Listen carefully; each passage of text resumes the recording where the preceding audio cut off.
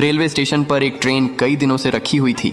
एक बड़ा कबूतर उस पर अपना घोंसला बनाता है, फिर उसी घोंसले में अंडे देता है और कुछ दिनों में अंडों से नन्हे चूजे निकलते हैं। कबूतर खुश था। एक दिन कबूतर दाना लेने जाती है, तभी अचानक ट्रेन चल पड़ी और काफी दूर निकल गई। जब कबूतर आती तो देखती है कि ट्रेन वहां नहीं होती है। कबूतर अपने बच्चों को हर तरफ ढूंढने लगती है। ट्रेन जा चुकी थी। कबूतर उदास एक पेड़ पर बैठी होती है। तभी वही ट्रेन उसी स्टेशन पर वापस आई। कबूतर खुश हो गई और फिर कबूतर ने अपना घोंसला पेड़ पर बना लिया।